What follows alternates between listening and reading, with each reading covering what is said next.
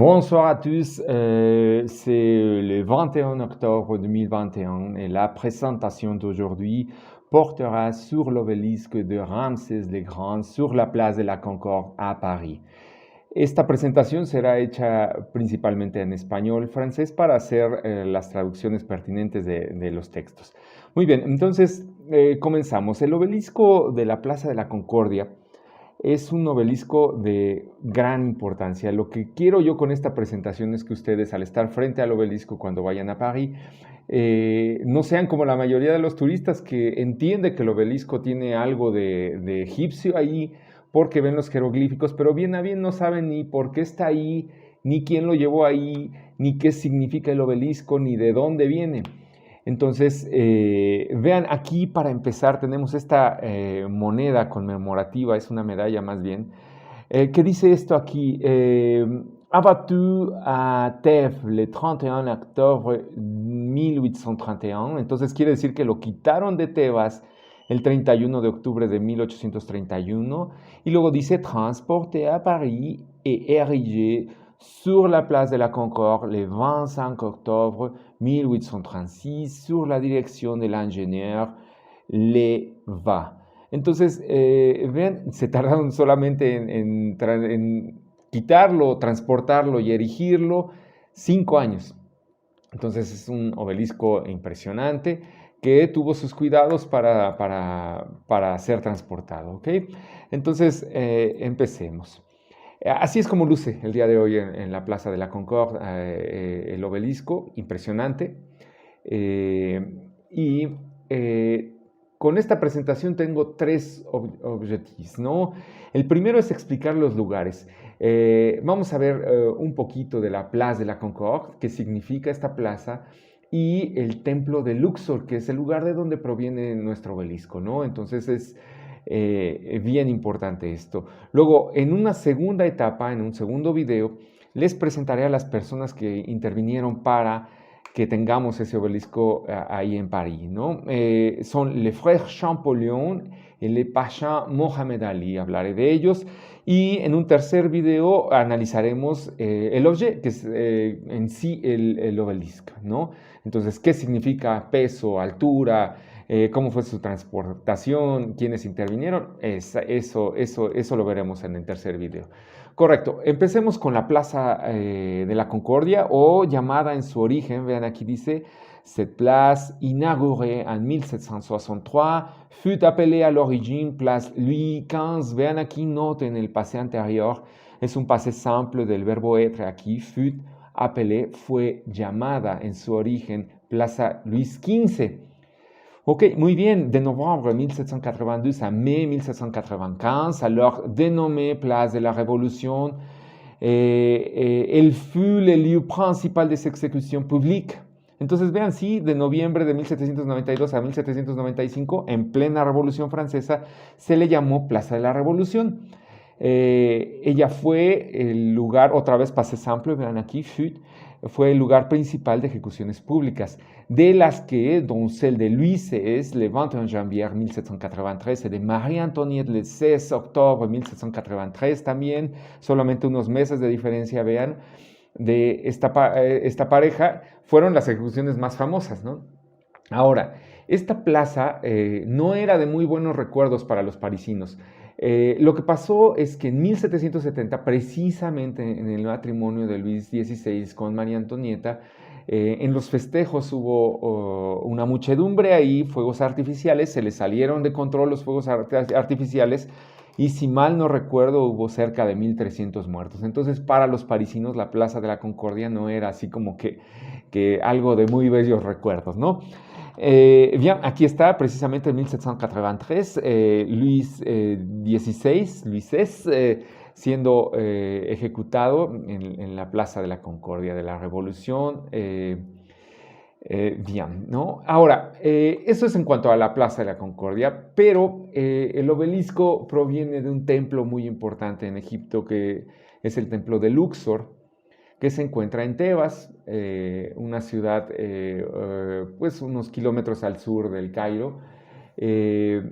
Este es la vista de cómo se se hubiera visto este palacio, este templo de Luxor, perdón, en su esplendor, es decir, en la época de Ramsés II, Ramsés el Grande, ¿no? Entonces vean, aquí tenemos ya los dos obeliscos gemelos, el pilono, que se le llama pilono a esta especie de estructura que da lugar a la fachada del templo, con la puerta, que tiene una altura aquí de 17 metros, y los colosos de Ramsés II aquí en la entrada, ¿no? Perfecto. Ahora, siempre que vamos a hablar de Egipto, es bien, bien importante tener una escala de tiempo. ¿Por qué? Porque nos podemos perder o muchas veces no tenemos una idea de cuándo fue qué cosa en el antiguo Egipto, ni con la modernidad. Entonces, vean, aquí les puse esta escala de tiempo y la divido, cada color son 500 años de gap, ¿no? Entonces, vean, tenemos aquí el año 3000 antes de Cristo en este inicio, que sería el inicio de la etapa dinástica del antiguo Egipto, y en la otra orilla tenemos en nuestro 2021 que estamos hoy, ¿no? Entonces, vean, aquí tenemos las pirámides construidas más o menos en 2560 antes de Cristo, y aquí está nuestro templo de Luxor, que se hizo más o menos en esta etapa, se concluyó con Ramsés II, pero empieza desde 200 años antes, ¿no? Con Amenhotep III. Aquí está, por ejemplo, Alejandro Magno en el 356 a.C. Aquí está Cleopatra VII, que es la Cleopatra que todo el mundo conoce, la famosa, que muere en el año 30 a.C., donde concluye propiamente la época faraónica de Egipto, ¿no? Si le podemos llamar así.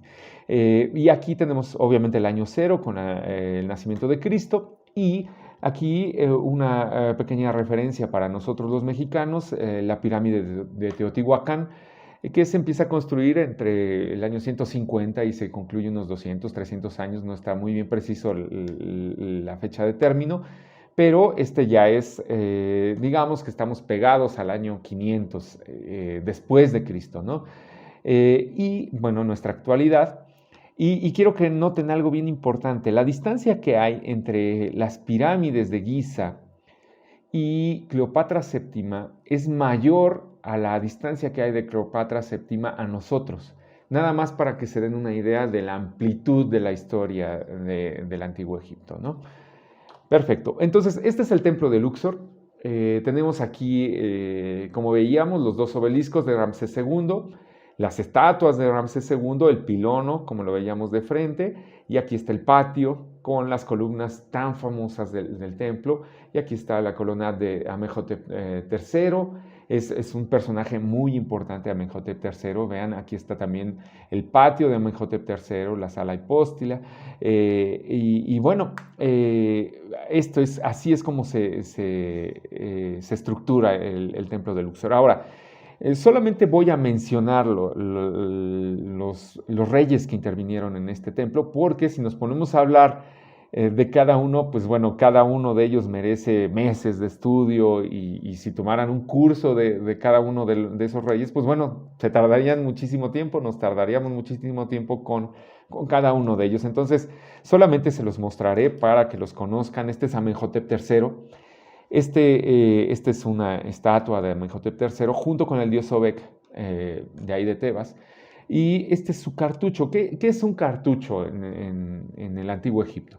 Bueno, solamente los reyes podían poner sus nombres en cartuchos, ¿no? Entonces, generalmente teníamos el disco solar en los cartuchos, que es obviamente el dios Ra, y el nombre del rey, ¿no? Entonces, este es el cartucho de Amenhotep III, muy importante. Ahora, Amenhotep III no solamente es importante para el templo de Luxor, también tiene los colosos de Menón del otro lado del Nilo en Tebas, ¿no? Entonces, Der el Bahari precisamente es aquí. Entonces, estos colosos son impresionantes. Vean el tamaño de una persona comparada con la talla de los colosos, ¿no? Entonces, también en el antiguo museo egipcio, las estatuas que teníamos recibiéndonos cuando uno entraba al museo eran precisamente Amenhotep III y su esposa. ¿no? Entonces, bueno, Amenhotep III tuvo un hijo que sí fue más famoso que él definitivamente, y sobre todo que fue más famoso que él, pero su esposa mucho más. Entonces, él es Ajenatón o Amenhotep IV. Y su esposa Nefertiti, ¿no? Que está a su gusto ahora en Berlín, en Alemania, y que los egipcios lo están peleando para que regrese al Gran Museo Egipcio. Entonces, vean aquí en este grabado, en este relieve, vean, tenemos a Amenhotep IV con sus hijas y Nefertiti. ¿Por qué ellos de cierta manera intervienen en el templo de Luxor? Porque lo cierran. Es decir, ellos, Amenhotep IV, cuando entra al trono, decide que ya no se debe de adorar al dios Amon-Ra, o Ra o Amón, y que va a cambiar el culto para el dios Atón, el disco solar, que es Atón. Entonces, imaginen ustedes que de repente ustedes profesan una religión, la que profesen ahora, y de repente llega un gobernante y les dice, no, esa religión ya no vale, ahora vas a adorar a este dios, ¿no? Entonces, el pueblo no lo vio con muy buenos ojos, tuvo bastantes presiones, creó una ciudad, cierra los templos en Tebas y crea una ciudad que se llamó Amarna, una ciudad bellísima, ya que hay descripciones detalladas de ella. No está la ciudad, fue destruida totalmente, pero las descripciones existen y fue una ciudad muy bella, dedicada enteramente al culto a Atón, ¿no? Que era el disco solar. Entonces, bien, aquí tenemos, por ejemplo, los bustos de Nefertiti y Ajenatón, ¿no? Entonces, muy bien estructurado esto. Entonces, ellos también son famosos porque son los padres, por lo menos en el papel, ¿no? Los padres del rockstar del antiguo Egipto, que es Tutankamón, o como fue en su origen Tutanatón, como ya veíamos que era el culto a Atón, ¿no? Entonces, cuando muere Ajenatón, Tutankamón se cambia el nombre a Tutankamón y abre nuevamente los templos. Entonces, esto, pues bueno, ya cambia políticamente el aspecto ahí en Egipto. Y bueno, eso es lo importante que hace él junto con su madre Nefertiti, que también es reina cuando muere Ajenatón, ¿no? Entonces, bien, aquí está el cartucho de Tutankamón. Y luego, después de ellos, ya en la dinastía 19, porque los anteriores que les acabo de mencionar son en la dinastía 18, en la dinastía 19 está este rey que es súper importante, Seti I, y él vuelve no solamente a reforzar el culto a Amón, sino reconstruye los templos, los va arreglando, refuerza todo el culto. Pero sobre todo Seti I es el padre del rey más importante, en mi opinión, del antiguo Egipto, que es Ramsés el Grande, ¿no? Ramsés II, que también en mi opinión pues sería, yo lo considero el rey más importante que ha habido en la historia humana, ¿no? Por el número de conquistas, por la fuerza, el número de años que gobernó. Entonces es bastante importante. Vean aquí su cartucho. Aquí es como se ven las columnas del templo de Luxor. Está por todos lados. No hay columna que no tenga muchos de estos cartuchos. Aquí tenemos uno en un muro.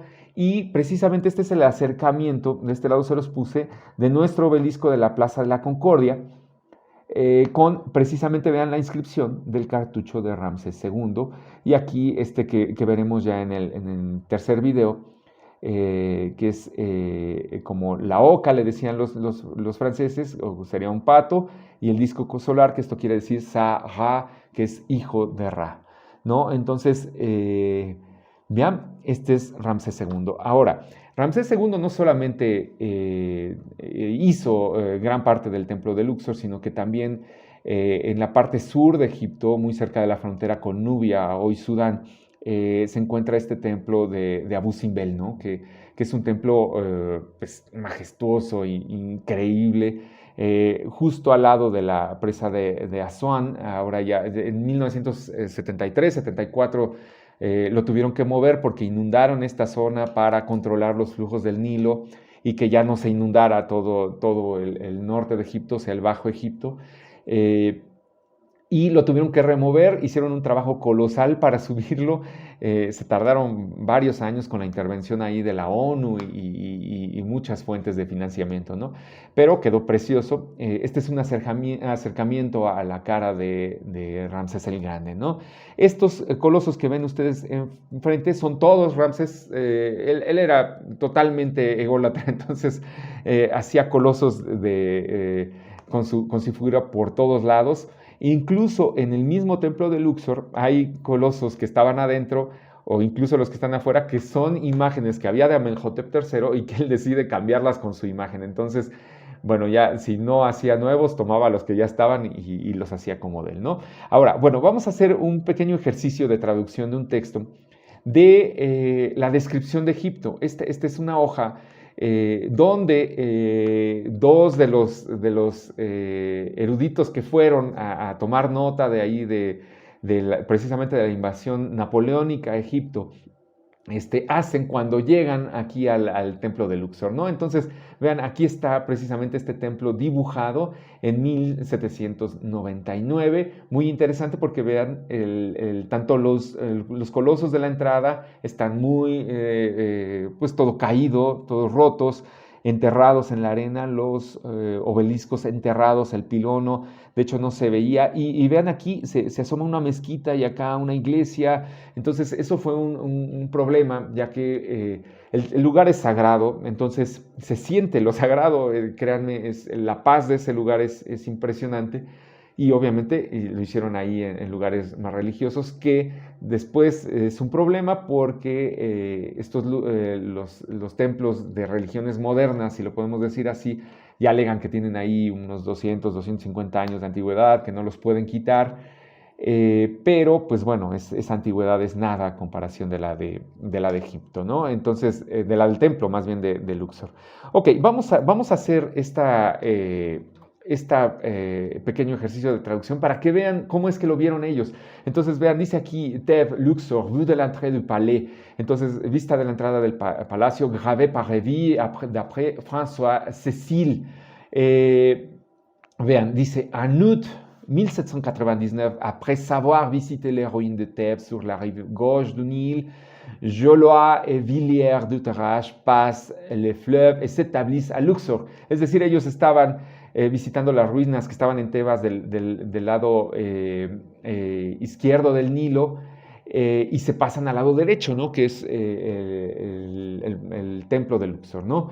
Entonces, quand on arrive en face du temple de Luxor, dicen ellos, vean, está entre Guillemont, recuerden que los franceses usan en lugar de comillas Guillemont, que son estas dos marquitas, ¿no? La grandeur colossale des monuments que l'on y voit accumulés frappe à la fois d'étonnement et d'admiration. Mais on remarque avant tout deux obélisques monolithes, de granit dont les hiéroglyphes qui en décorent les faces sont sculptés avec la dernière précision. Entonces lo que nos está diciendo aquí es que cuando uno llega ahí enfrente del templo, hay una grandeza colosal de los monumentos que uno ve ahí. Y da un golpe de sorpresa y de admiración, pero uno remarca sobre todo o nota sobre todo los dos obeliscos de monolito, de granito, de los que los jeroglíficos están muy bien grabados, que decoran sus cuatro caras, ¿no? L'obélisque de gauche à 25 mètres de hauteur et celui de droite, vean, esta nota ya es obviamente posterior a 1836, aujourd'hui érigé à Paris, 23 metros 50 centímetros seulement. Entonces, vean, un obelisco de 25 metros y el otro de 23 metros con 50 centímetros, que pues ellos debieron excavar porque pues la medida es precisa, ya lo veremos cuando lo transportaron, las medidas que toman. Y sí, pero de aquí lo que está enterrado en la arena deben ser unos 2 metros fácilmente, ¿no? Entonces, vean, derrière les obélisques de chaque côté, on voit les bustes du colosse dont le reste est enfui sous les décombres. Entonces, se ven los bustos de dos colosos que están, pues, obviamente enterrados en los escombros, ¿no? Immédiatement après se dresse un pilon composé de deux massifs pyramidaux entre lesquels était comprise une porte de 17 mètres de hauteur, lo que les decía el pilón con la puerta de 17 metros. Après avoir passé les pylônes, on arrive au milieu des habitations modernes, parmi lesquelles se trouve même une école et une mosquée. Lo que les decía que ya hay una escuela y una mezquita. On voit la surface del suelo, quelques gros blocs couverts de hiéroglyphes. On pourrait prendre ces pierres par des fondations. Pensaron que eran los cimientos. Et ce sont cependant, sin embargo, les architraves de la galerie supérieure, que son las architraves de la galería superior, tellement le temple est enfui. O sea, que el templo está enterrado, ¿no? Après une deuxième pylône, c'est un vaste emplacement carré dont 3 côtés sont formés par des colonnades régulières. Estos son las columnas impresionantes, grandísimas que hay ahí en el templo, ¿no? Ensuite, si l'on continue vers le sud, on arrive, après avoir franchi un vestibule, une salle de granit tout environnée de couloirs et de petites chambres. Entonces se ve un vestíbulo con salas de granito rodeadas de pasillos y de pequeñas cámaras. On ne voit plus qu'une trace des escaliers qui devaient conduire sur la terrasse. No encontraron escaleras que pudieran conducir a algún tipo de terraza, ¿no? Bueno, es las observaciones que hacen en esa época. La explicación de la gravure précise, entonces también ellos explican por qué este grabado, les escultures de Pilon n'ont pas été copiées avec une très grande exactitude. Une grande alteración de la hauteur a laquelle il se trouve rendait ce travail très difficile. Es decir, nos están diciendo que no hicieron en esta imagen, no se hacen los grabados con una gran precisión. Vean aquí, los grabados evidentemente son de Ramsés II haciendo en batalla o en casa. Y no los hacen con gran precisión porque pues obviamente esto es enorme, inmenso. Entonces de vista de abajo, vean cuál es la talla de un hombre, pues bueno, no se puede observar con gran precisión y aparte pues, el estado de conservación pues daba mucho que desear, ¿no? Entonces, bien, c'est au général, y vean, esto es bien importante porque desde que llega ahí el ejército napoleónico, este general Desaix es el primero que dice, no, esto tiene que estar a París. Entonces, vean lo que dice. C'est au général Desaix que revient d'avoir l'idée de transporter les obélisques de Luxor à Paris. Il écrit, en effet, le 21 mars 1799 a Bonaparte. Entonces, le escribe a su general Bonaparte.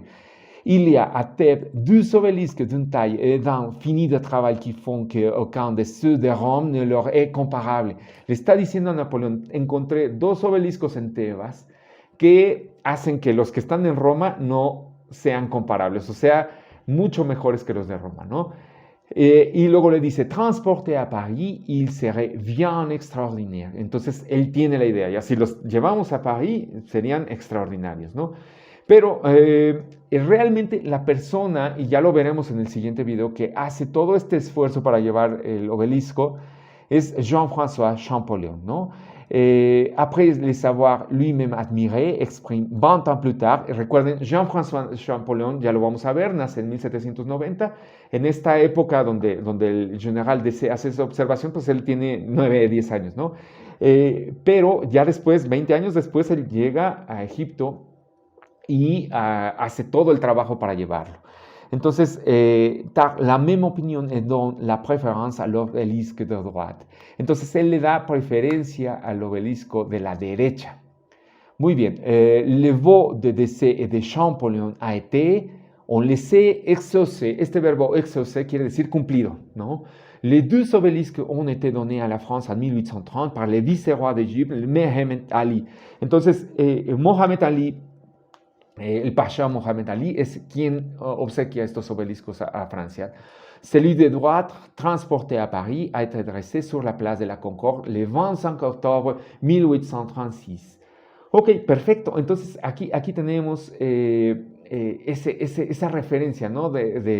de la descripción del Egipto. Y uno pensará de primera vista, esto uno piensa, de hecho cuando uno está ahí en Tebas y los mismos egipcios tienen esa especie de rencor, ¿por qué se lo llevaron? ¿No? Uno pensaría que fue injusto que se lo llevaran los franceses, pero la verdad es que son resultados de la época y del esfuerzo que hizo Francia por esta cultura egipcia antigua, ¿no? Porque, vean, esta entrada al gran templo, esto ya es mucho después de que retiraran el obelisco. Los habitantes de Egipto de ese entonces no tenían el menor interés en la cultura del Egipto antiguo.